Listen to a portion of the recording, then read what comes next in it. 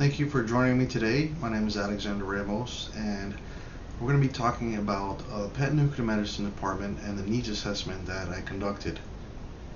So a brief outline of what I'm going to speak about today is a needs assessment overview. I'm going to talk about the population that was surveyed, needs identified through the survey, solutions, and a follow-up. So the pet nuclear medicine department, the survey really got hold of the technologist point of view and the current department status. It was a qualitative survey with open-ended questions and a summary of the top 3 common responses. Some of the needs were identified and some solutions were provided. Now, with the population, more specifically, it includes different ethnic and political backgrounds of technologists with varying experience levels. Some of the technologists are multi-licensed, for example, like nuclear medicine, CT, MRI, X-ray. Most of them have a good tenure in the organization, so they've been part of the organization for quite some time. So with all those factors equals reliable data. Now, some of the needs identified. First would be the clearly defined roles. So this is something that's important to define the roles of the nuclear medicine technologist or any technologist in any department.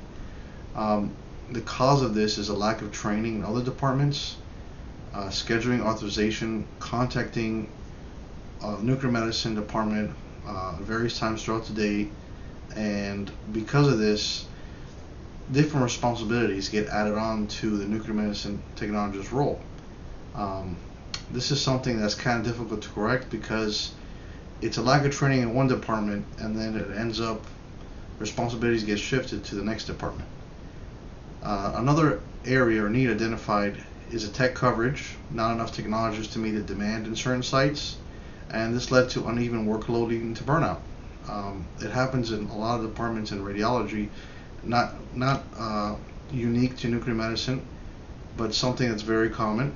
Also, following protocols.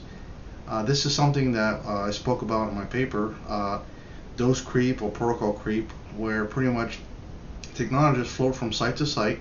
So we have 6 to 7 sites in our organization, and because of that, they may do things slightly differently according to the radiologist that's reading at site A versus site B.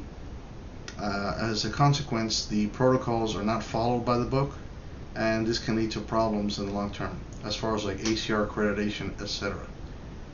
Some of the solutions that I provided were stronger leadership.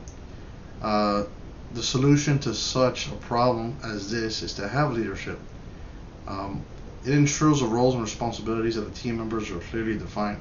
So through leadership, it helps to define the roles.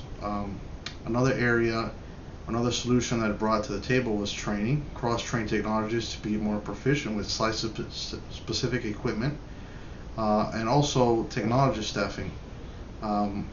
Possibly the idea of per diem technologists. I'm not too sure about that because sometimes per diem technologists may not feel accountable or responsible for the various day-to-day activities or tasks that nuclear medicine technologists are responsible for, but definitely hire according to schedule demands.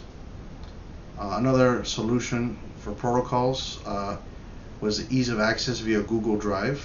So the protocols would be easily accessible from any site through the Google Drive. And also the creation of a protocol governance committee, so that would consist of a radiologist and 2 senior technologists. They would overview all the sites, make sure that protocols make sense and there's no redundant protocols. As a follow-up, I would have management meetings and site visits so they could really see what's going on in person. It's different when we're speaking to management and they may not see the day-to-day workflow. To further define the roles within a follow-up survey. So from a follow-up survey, go throughout the department and from every tech collect data to find out and refine the roles. Another area of follow-up would be the modality-specific schedulers. So schedulers assigned specifically to nuclear medicine or CT or MRI, but in my case would be nuclear medicine. protocol auditing. So to make sure that each technologist is following the protocol by the book, so some random audits would be created, and also to open up the communication with the radiologist a little bit more. It could even be like a weekly phone call or a monthly phone call, just to go over some common issues throughout the month or week that they're seeing a trend.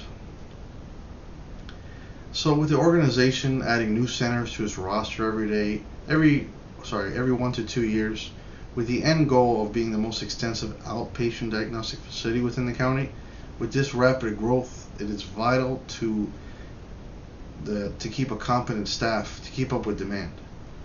The needs assessment serves as a tool to monitor staff's current outlook and address the department's specific needs when the problem is at a manageable size. Thank you so much for joining me, and you have a wonderful day.